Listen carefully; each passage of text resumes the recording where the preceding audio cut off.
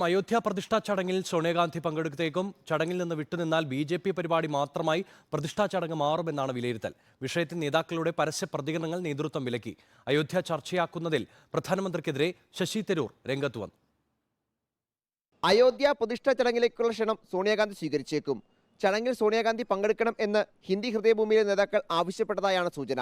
വിട്ടുനിന്നാൽ രാഷ്ട്രീയ നേട്ടം ബി.ജെ.പിക്കാകും എന്ന് ഒരു വിഭാഗം മുന്നറിയിപ്പ് നൽകുന്നു. അതേസമയം ചടങ്ങിൽ പങ്കെടുക്കുന്ന കാര്യത്തിൽ കോൺഗ്രസ് ഉടൻ നിലപാട് വ്യക്തമാക്കില്ല.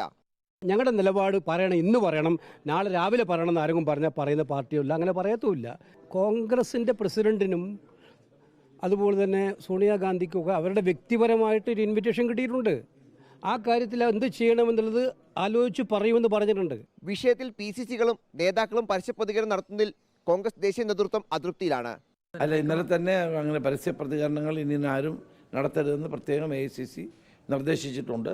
അതുകൊണ്ട് ഞാനും ഒരു കാര്യത്തിലേക്ക് കടക്കുന്നില്ല.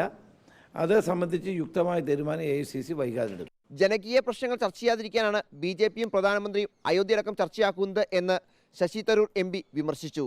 ഹിന്ദുത്വ വേഴ്സസ് ജനകീയ വിഷയങ്ങൾ എന്നതാകണം തെരഞ്ഞെടുപ്പിലെ അജണ്ടയെന്നും തരൂർ സമൂഹ മാധ്യമത്തിൽ കുറിച്ചു.